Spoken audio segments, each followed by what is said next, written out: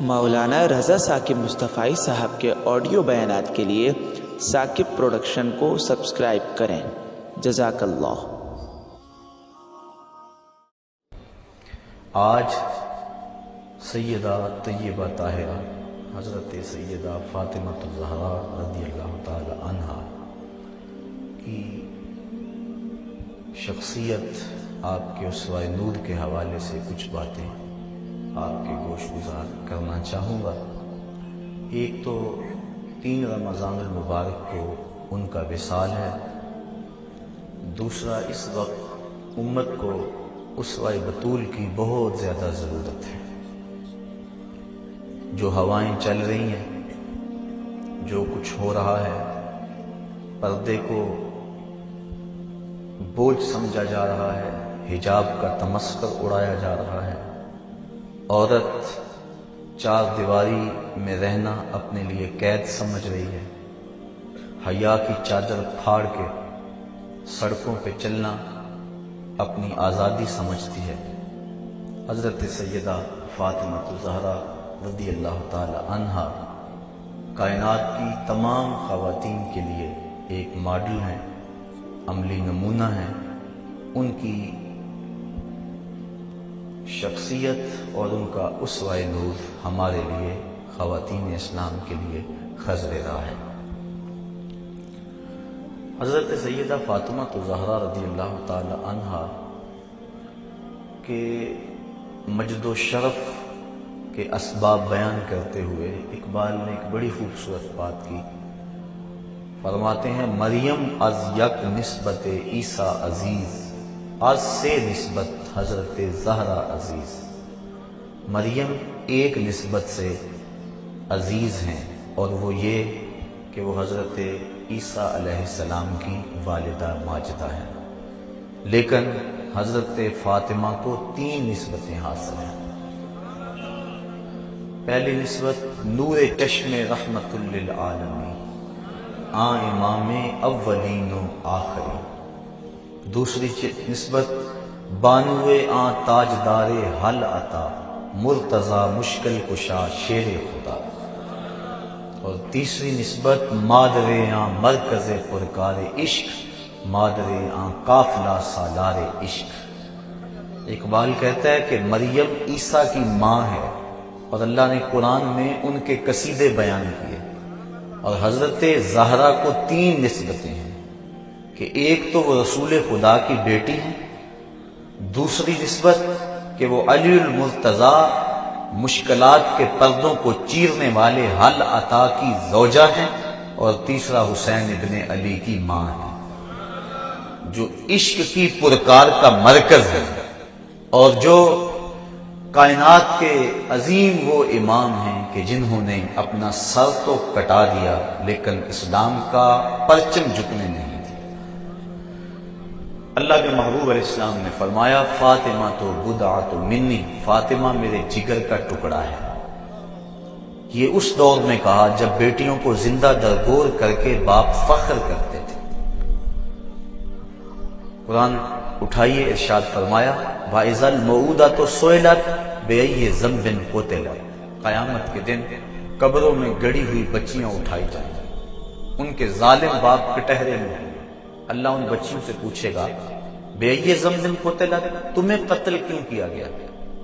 مجرم تو کٹہرے میں کھڑے ہیں، مجرموں کو پوچھا جانا چاہیے تم نے کیوں قتل کیا؟ ان کے معصوم دامن پہ کون سا داغ دیکھا کہ تم برداشت نہ کر سکے؟ گڑے کے اندر دھکا دے کے اوپر مٹی ڈھیلنے لگے، ان کی چیخیں تمہارے دل میں گداز اور نرمی پیدا نہیں کر سکتی۔ پوچھا تو ان سے جانا چاہیے تھا کہ تم نے کیوں انہیں قتل کیا، لیکن وہ کھڑے ہیں، بچیوں سے پوچھا جا رہا ہے بِأَيِّ ذَنبٍ قُتِلَتْ، تمہیں قتل کیوں کیا گیا؟ تو حضرات علماء فرماتے ہیں بیٹیوں کا قتل اتنا گھنونا جرم ہے، اللہ تعالیٰ ان کے ظالم باپوں سے بات کرنا بھی گوارا نہیں کرتا۔ تو یہ ہے عرب کا معاشرہ کہ بیٹیوں کو زندہ درگور کیا جا رہا ہے۔ اس دور میں آج میں اپنی بیٹی کے لیے محبت کا کوئی جملہ بولوں، آپ اپنی بیٹی کے لیے کوئی پیار بھری بات کہہ دیں تو یہ بڑی بات نہیں ہے، کیونکہ اس دور میں بیٹی سے پیار باپ کے سینے میں کوٹ کوٹ کے دھرا ہے۔ تبھی تو بوڑھا باپ اپنی جھکی ہوئی کمر پہ گوریاں لاد لاد کے مزدوری کر رہا ہے کہ میں نے بیٹی کے ہاتھ پیلے کرنے۔ جوان بھائی فیکٹری میں اوور ٹائم لگا رہا ہے کہ میں نے اپنی بہن کی شادی کرنی۔ آج بہن کے لیے، بیٹی کے لیے دلوں میں محبتوں کے جذبات ہیں۔ جب بیٹی کو گھر سے ماں باپ رخصت کرتے ہیں تو سارے پھوٹ پھوٹ کے روتے ہیں۔ بیٹی کا وجود گھر کی زینت ہے، بیٹی چار دیواری کی رونق ہے، بیٹی گھر کی آبرو ہے۔ آج اگر بیٹی کے لیے محبت کا کوئی جملہ میں اور آپ بولیں تو یہ بڑی بات نہیں ہے، لیکن جب بیٹیوں کو زندہ درگور کیا جا رہا تھا اس دور میں میرے آقا کریم نے کہا بیٹیوں کو قتل کرنے والے سن لیں، تم تو قتل کر کے فخر کرتے ہو، تم تو قتل کر کے آسودہ ہو جاتے ہو، لیکن میری بیٹی تو میرے جگر کا ٹکڑا ہے۔ حضور نے یہ محبت دی۔ جب سیدہ فاطمہ حضور علیہ السلام کی خدمت میں حاضر ہوتی تو حدیث میں آتا ہے فَأَجْلَسَهَا فِي مَجْلَسِهِ، حضور انہیں اپنی مسند پہ بٹھا کے اٹھ کے استقبال کہتے مرحبا کہہ کے پکارتے۔ اللہ اکبر۔ اور سیدہ فاطمہ الزہرا رضی اللہ تعالی عنہا نے بھی اپنے باپ کے ساتھ محبتوں کی جو داستانیں رقم کی ہیں، باپ اور بیٹی کا رشتہ، اللہ اکبر۔ نبوت کا آغاز ہوا تو یہ پھول کھلا۔ 41 سال عمر ہے حضور کی کہ سیدہ فاطمہ الزہرا کی ولادت باسعادت ہوئی، اور پھر 3 سال تک اللہ کے محبوب خاموشی سے تبلیغ کرتے رہے۔ پھر جب حکم ہوا لوگوں تک پیغام پہنچائیں، دعوت رشد و ہدایت دی جانے لگی، لوگوں نے حضور کے ساتھ جو سلوک کیا کوئی بھی اہل ایمان اس سے بے خبر ہے۔ کھدے ہوئے گڑھے، بچھتے ہوئے کانٹے، اجریاں، کیا کچھ نہیں کیا گیا، کن کن راہوں سے حضور نہیں گزرے۔ آج تو ہمارے لیے دین بڑا آسان ہے، ہم مسجد میں آئے تو اے سی لگے ہوئے تھے، سردیوں میں گرم پانی دستیاب تھا، ہمارے لیے قالین بچھے ہوئے تھے، ہم نے مشکل نہیں سہی اس دین کے لیے۔ لیکن پوچھو ان سے جنہوں نے اس دین کے لیے طائف کے بازاروں سے اپنے پتھر کھائے، اس دین کے لیے انہوں نے دکھ سہے، اذیتیں سہی، حضور علیہ السلام پر اجری ڈال دی جاتی رہی۔ حضرت سیدہ فاطمہ الزہرا رضی اللہ تعالی عنہا نے جب دیکھا ننھی عمر ہے، 9-10 سال کی عمر ہے، کہ دیکھا کہ کافر حضور کے جسم اطہر کے اوپر اجری ڈال گئے، تو وہ آئیں اور حضور کے سر سے اجری کو اتارا اور سر انور کو دھو رہی ہیں اور ساتھ رو رہی ہیں۔ کبھی حضور کے جسم پر اس قدر پتھر مارے جاتے ہیں کہ جسم لہو لہان ہو جاتا ہے، خون رکنے نہیں پاتا۔ معصوم بچی حضرت سیدہ فاطمہ الزہرا رضی اللہ تعالی عنہا، وہ چٹائی جس چٹائی پہ سجدے کیا کرتی تھی، کھجور کا بنا ہوا وہ مصلی، اس کو جلا کر اس کی راکھ حضور کے زخموں میں ڈالتی ہیں تاکہ حضور کا خون رک جائے۔ آقا کریم علیہ السلام سے کبھی شکوہ نہیں کیا۔ بیٹیاں باپ سے مطالبہ کرتی ہیں، لیکن تاریخ بتاتی ہے کہ سیدہ فاطمہ حضور سے کبھی کوئی مطالبہ نہیں کیا۔ ایک دن انتہائی بے تابی میں حضور کی خدمت میں حاضر ہوئی، آقا کریم علیہ السلام سے عرض کی کہ حضور بھوک اس قدر ہے کہ مجھ سے اب برداشت نہیں ہو رہی، آپ اللہ کی بارگاہ میں دعا کریں کہ میرے اس دکھ کا مداوع ہو جائے۔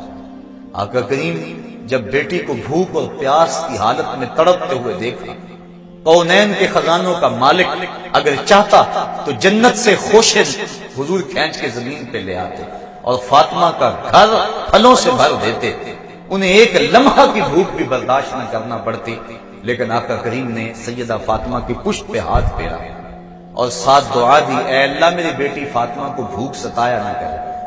سیدہ فرماتی ہیں کہ بھوک تو موجود رہتی، لیکن بھوک کی وجہ سے وہ جو تکلیف کا احساس ہوتا وہ ختم ہو گیا حضور کے ہاتھ پھیرنے کی وجہ سے۔ اللہ اکبر۔ تو آقا کریم علیہ السلام کی یہ شہزادی گھر میں کئی دنوں فاقوں سے کاٹ دیتے۔ امام منذری نے الترغیب والترہیب کے اندر لکھا ہے کہ ایک دن محبوب خدا صلی اللہ علیہ وآلہ وسلم بھوک کی شدت میں مسجد نبوی سے باہر نکلے، آگے شیخین کھڑے تھے، 2 اور صحابی اور موجود ہوئے۔ چلتے چلتے حضرت ابو ایوب انصاری کے گھر کے قریب سے گزرنے لگے تو وہ خوشبو رسول سونگ کے جلدی گھر سے باہر آ گئے۔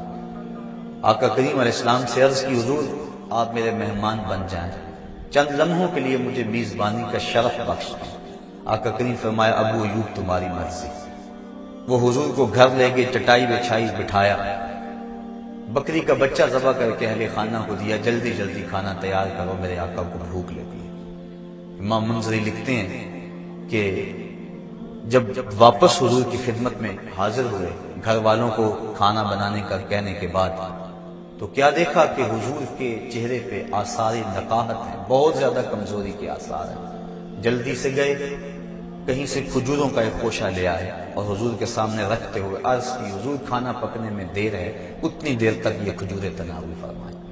پھر تھوڑی دیر کے بعد کھانا جب دسترخوان پہ لگ گیا، آقا کریم علیہ السلام کی نظر جب کھانے پہ پڑی تو حضور کی آنکھیں چھم چھم برسنے لگی۔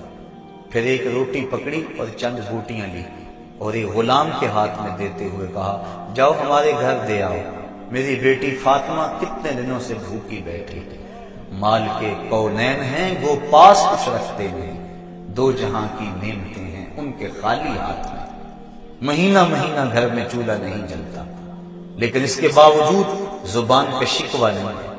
بیٹی جب گھر سے چلتی ہے، آج تو بیٹیاں اپنے باپ سے خود جہیز کا مطالبہ کرتی، ایک معاشرے کا یہ روگ کہ غریب کی بیٹی کو قبول کرنے کو تیار نہیں۔ جہیز کی لعنت نے معاشرے کو ایسا جکڑا ہوا ہے کہ گھروں میں بیٹیاں بوڑھی ہو رہی ہیں، ماں باپ ان کی نیندیں اچاٹ ہیں، لیکن دوسری طرف بیٹی بھی مطالبہ کرتی ہے کہ مجھے یہ چاہیے اور مجھے وہ چاہیے۔ لیکن دنیا دیکھے اس منظر کو، جب دو جہاں کے سردار کے گھر سے آقا کریم کی بیٹی گھر سے نکلتی ہے تو جہیز ان کے پاس کیا ہے؟ ایک مشکیزہ، ایک چکی، ایک آفتابہ، ایک چٹائی کھجوروں کی، یہ ہے ان کا اثاثہ، یہ ہے ان کا سامان جو لے کر حضرت علی المرتضیٰ کے گھر میں پہنچتی ہیں، اور پھر وہاں جا کر چکی پیس پیس کے گزر اوقات کی جا رہی ہے۔ مشکیزہ کندھے پہ اٹھا اٹھا کے یہاں نشان پڑ گئے، چکی پیس پیس کے ہاتھ میں چھالے پڑ گئے، سارا دن چکی پیستی ہیں اور ساری رات مصلی بچھا کے عبادت کرتی۔ آج کی عورت کہتی ہے میرے گھر کے کام کاج بڑے ہیں، میرے پاس وقت نہیں ہے، میرے بچے زیادہ ہیں، میرے پاس وقت نہیں ہے کہ میں نماز پڑھ سکوں، بار بار بچے پیشاب کر دیتے ہیں، کیسے میں صفائی رکھ سکتی ہوں؟ آؤ سیدہ فاطمہ کی چوکھٹ پہ آؤ، حسنین کی تربیت بھی ہو رہی ہے، مولا علی کی خدمت بھی ہو رہی ہے، اور چکی پیس پیس کے آٹا تیار بھی ہو رہا ہے، مہمانوں کو کھانے بھی بھیجے جا رہے ہیں، اور جب رات پڑتی ہے تو ساری رات مصلی پہ گزار دیتی ہیں۔ اور ذوق بندگی کیا ہے؟ عرض کرتی ہیں، اے اللہ تیری راتیں اتنی چھوٹی ہیں کہ تیری بندی کا ذوق بندگی ہی پورا نہیں ہوتا، ابھی ایک سجدہ کرتی ہوں کہ رات ختم ہو جاتی ہے، ایک رات ایسی لمبی بنا دے تیری بندی جی بھر کے تجھے سجدہ تو کر لے۔ یہ ہے عبادت، یہ ہے ان کے شب و روز اللہ کے حضور، سارا دن روزے میں اور ساری رات قیام میں گزار دیتی۔ ایک دن حضرت علی المرتضیٰ گھر آئے، دیکھا کہ ہاتھوں میں چھالے پڑے ہوئے، ایک غزوے سے حضور واپس پلٹے تھے، بہت سارے غلام اور لونڈیاں مال غنیمت میں آئے تھے، خیال کیا کہ ایک لونڈی اگر ہمیں گھر کے کام کے لیے مل جائے تو کام آسان ہو جائے گا، کہا جاؤ اپنے باپ سے ایک لونڈی مانگ لاؤ۔ سیدہ فاطمہ الزہرا حاضر ہوئی، لیکن زبان سوال نہ کر سکی۔ آقا کریم نے پوچھا بیٹا کدھر آئے تھے؟ کہا حضور یوں ہی سلام کرنے آ گئی تھی۔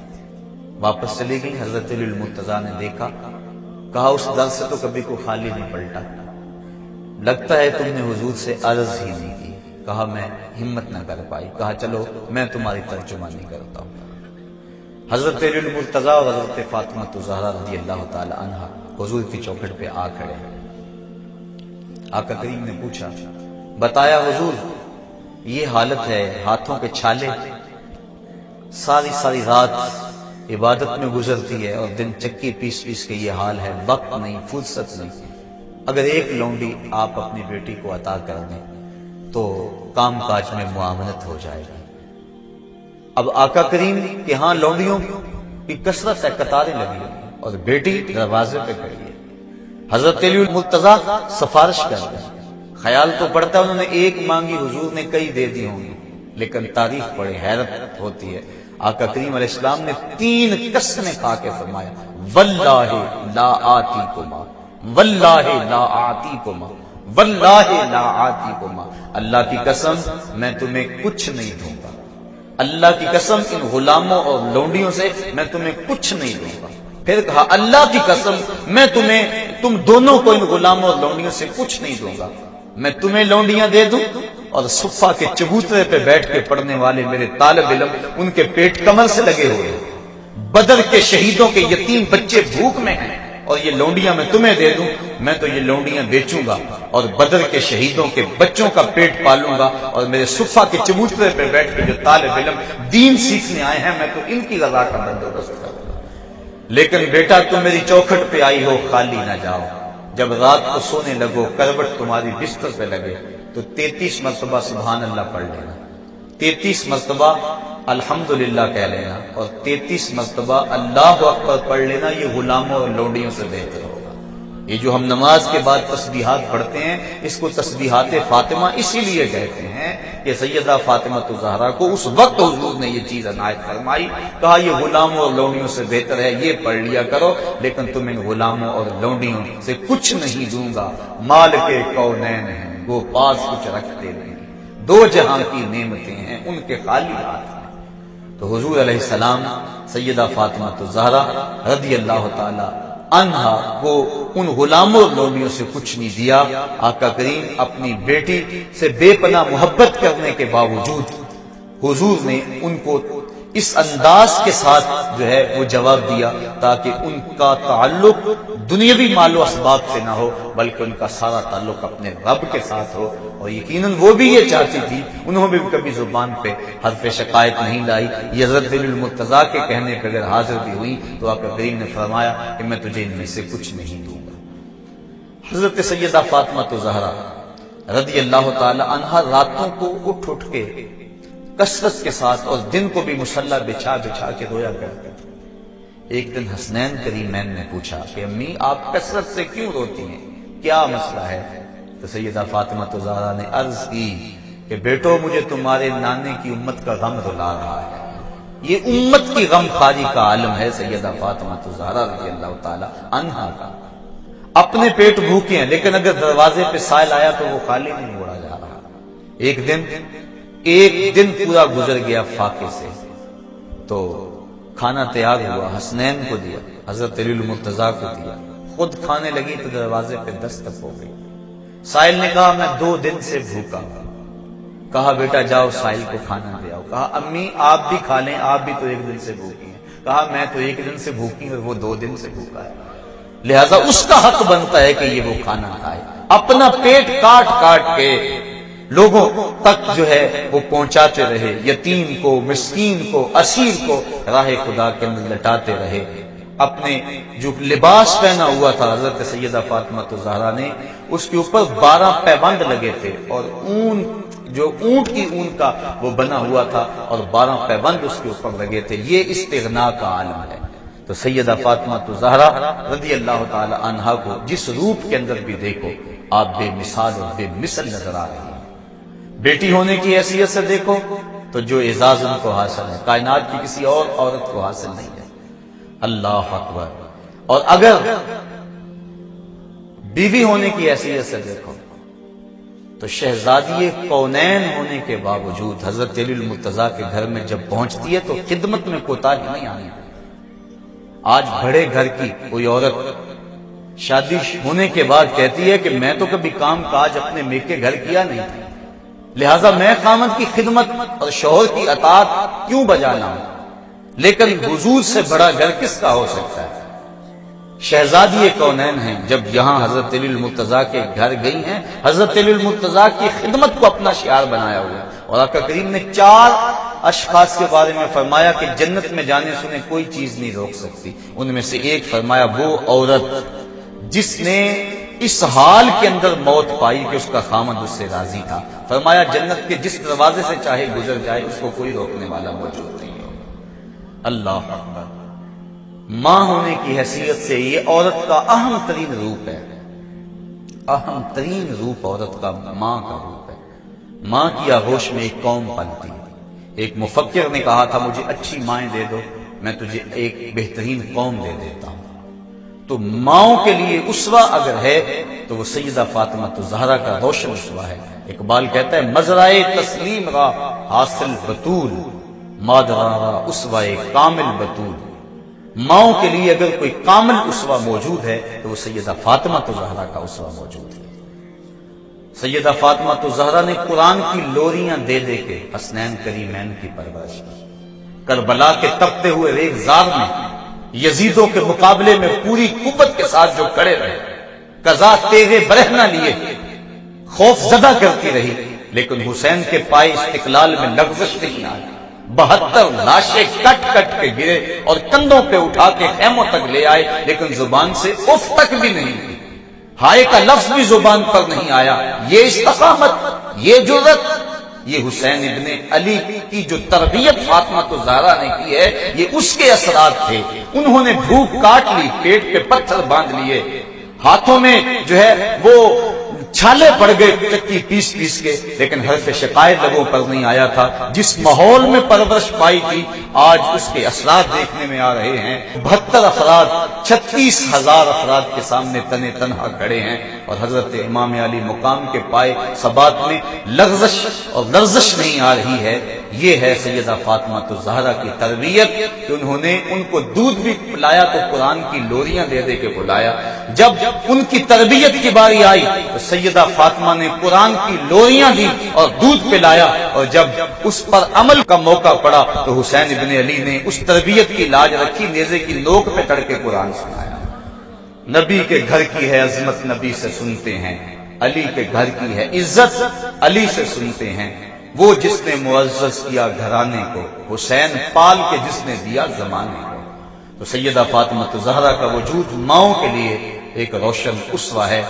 اقبال نے ایک بڑی خوبصورت بات کی، وہ کہتے ہیں پندے ز درویش پذیری، اگر پندے ز درویش پذیری، ہزار امت بمیرت تو نہ میری، بطول باش و پنہا شو ازی اصر کے در آغوش شبیر بگیری۔ کہا ایک درویش کی بات سن لے، 1000 امت مر جائے لیکن امت مسلمہ تجھے کبھی موت نہیں آ سکتی۔ اور وہ نصیحت اور پند کیا ہے؟ کہا بطول بن جا اور زمانے کی نظروں سے پوشیدہ ہو جا، پھر تیری وہ آغوش میں بھی حسین جیسے بچے جنم لیں گے۔ تو بطول بن جا، بطول کی جانشین بن جا، اور اپنے پردے کی حفاظت کر۔ پردے کی حفاظت کے باب میں سیدہ فاطمہ زہرا کا جو کردار ہے، کائنات کے اندر ایک ایسی مثال ہے کہ جس کی مثل موجود نہیں ہے۔ آقا کریم علیہ السلام نے جب صحابہ سے پردے کے بارے میں پوچھا تو کسی نے کچھ کہا، کسی نے کچھ کہا، تو حضرت علی المرتضیٰ حضرت فاطمہ زہرا کے پاس چپکے سے چلے گئے اور جا کے پوچھ کر کے آ کے بتایا، تو آقا کریم نے کہا یہ تو میری بیٹی کی بات لگتی ہے۔ تو انہوں نے کہا کہ عورت کے لیے بہترین پردہ یہ ہے کہ نہ وہ کسی کو دیکھے اور نہ اس کو کوئی دیکھے۔